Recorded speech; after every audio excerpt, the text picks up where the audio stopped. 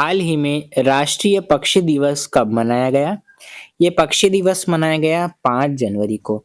ये हाल ही में राष्ट्रीय पक्षी दिवस यानी कि नेशनल बर्ड डे 5 जनवरी 2026 को मनाया गया। भारत में पक्षी विशेषज्ञ डॉक्टर सालिम अली के जन्म दिवस को भी भारतीय राष्ट्रीय पक्षी दिवस के रूप में मनाया जाता है। ये आपको याद रखना है 12 नवंबर को। और भारत सरकार ने 26 जनवरी 1963 में मोर को राष्ट्रीय पक्षी घोषित किया गया था। इसका भी आपको ध्यान रखना है। नेक्स्ट क्वेश्चन है, हाल ही में किसने 44वीं जूनियर राष्ट्रीय kho kho championship boys category जीती है? तो ये जीती है कर्नाटक ने। ये जो आयोजन हुआ था ये बेंगलुरु के गुंजूर स्थित अटल बिहारी वाजपेयी स्टेडियम में संपन्न हुआ था 44वां जूनियर राष्ट्रीय खो खो चैंपियनशिप। अगर बात करें बॉयज कैटेगरी की तो कर्नाटक इसमें जीता था। अगर गर्ल्स कैटेगरी की बात करें तो महाराष्ट्र ने फाइनल जीता था। मेजबान कर्नाटक ने मौजूदा चैंपियन महाराष्ट्र को 35-30 से हराकर बॉयज कैटेगरी का खिताब जीता था और गर्ल्स कैटेगरी का जीता था महाराष्ट्र ने फाइनल में ओडिशा को 34-33 से हराकर अपना खिताब इन्होंने बरकरार रखा है। तो ये आपको याद रखना है दोनों का। ये सिर्फ क्वेश्चन बॉयज कैटेगरी में पूछा गया तो इसका आंसर आपको कर्नाटक करना है। अगर एक गर्ल्स कैटेगरी में पूछा जाता तो इसका आंसर महाराष्ट्र होता। नेक्स्ट क्वेश्चन है, हाल ही में कहाँ स्मार्ट ग्रीन एक्वाकल्चर आरएस का उद्घाटन किया गया? ये किया गया दोस्तों, आपको याद रखना है तेलंगाना में। ऑप्शन नंबर बी इसका करेक्ट है।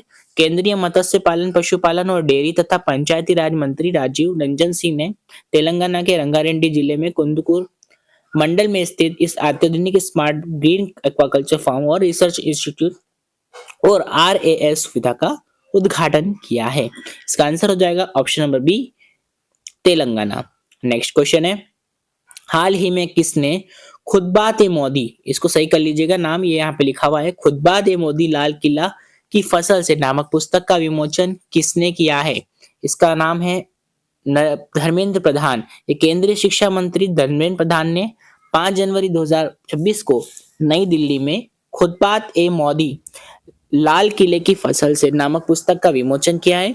पुस्तक वर्ष 2014 से 2025 के बीच प्रधानमंत्री नरेंद्र मोदी द्वारा लाल किले से दिए जाने वाले स्वतंत्रता दिवस के भाषणों का एक उर्दू संकलन है, जिसे राष्ट्रीय उर्दू भाषा संवर्धन परिषद ने प्रकाशित किया है। नेक्स्ट क्वेश्चन है कि हाल ही में कौन दुनिया का सबसे बड़ा चावल का उत्पादक देश बना है? ये बना है अपना भारत। बी ऑप्शन इसका करेक्ट है। ये चाइना को पीछे छोड़ दिया है 15.18 करोड़ टन के उत्पादन के साथ। तो ये बना है दुनिया का सबसे बड़ा चावल का उत्पादक देश। नेक्स्ट क्वेश्चन है कि हाल ही में भारतीय सेना ने सूर्यास्त रॉकेट सिस्टम के लिए किसके साथ समझौता किया है? तो ये किया है इजराइल के साथ। भारतीय सेना ने सूर्यास्त रॉकेट सिस्टम के लिए एक निजी रक्षा निर्माता एनआईबीई लिमिटेड के साथ समझौता किया है, जो इजरायली कंपनी एल्पिट सिस्टम्स के सहयोग और प्रौद्योगिकी हस्ताक्षरण के तहत भारत में निर्मित किया जा रहा है, ताकि उन्नत लंबी दूरी के रॉकेट लॉन्चर प्रणाली को प्राप्त किया जा सके। यह समझौता आत्मनिर्भर भारत की दिशा में एक बड़ा कदम है और सेना की मारक क्षमता को भी ये बढ़ाएगा। नेक्स्ट क्वेश्चन है कि हाल ही में किसे यूक्रेन के आर्थिक विकास के लिए नया सलाहकार नियुक्त किया है?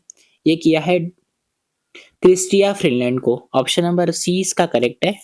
यूक्रेन के राष्ट्रपति व्लादिमीर जेलेंस्की ने आज घोषणा की है कि उन्होंने कनाडा के पूर्व वित्त मंत्री और उप प्रधानमंत्री क्रिस्टिया फिनलैंड को यूक्रेन के आर्थिक विकास के लिए एक नया सलाहकार नियुक्त किया गया है।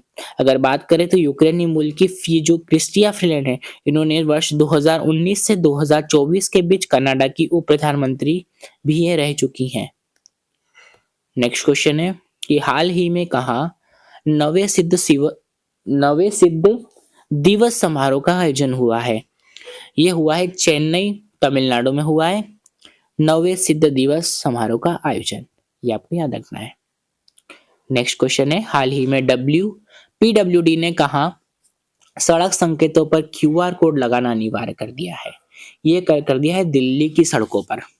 लोक निर्माण विभाग ने दिल्ली के सभी सड़कों पर क्यूआर कोड लगाने का निर्णय लिया है, यानी कि जो ऊपर होते हैं ये संकेतक, इन पर क्यूआर कोड लगाने का निर्णय लिया है, जिससे अनिवार्य ये जो करने के दिशा निर्देश जारी कर दिए हैं इसे अनिवार्य करने के, और यह विभाग के अंतर्गत आने वाली सभी सड़कों पर रेट्रो रिफ्लेक्टिव साइन बोर्ड को अपग्रेड करने के लिए व्यापक अभियान का हिस्सा है। नेक्स्ट क्वेश्चन है, हाल ही में किस राज्य का लिंग अनुपात 2025 में तेजी से बढ़कर 923 हो गया है? ये हो गया है हरियाणा। ऑप्शन नंबर बी इसका करेक्ट है। साल 2025 में हरियाणा राज्य का जन्म के समय लिंगानुपात तेजी से बढ़कर 923 हो गया है, जो पिछले साल 5 सालों में सबसे ज्यादा है। और यह हरियाणा सरकार के बड़े प्रयासों बेटी बचाओ बेटी पढ़ाओ अभियान के सफल कार्यान्वयन का परिणाम है, जिससे भ्रूण लिंग निर्धारण और अवैध गर्भपात पर लगाम लगेगी। ये आपको याद रखना है। चलिए दोस्तों, आज के लिए इतना ही काफी। हम कल फिर मिलेंगे आपके साथ नए करंट अफेयर वीडियो के साथ में। तब तक के लिए धन्यवाद।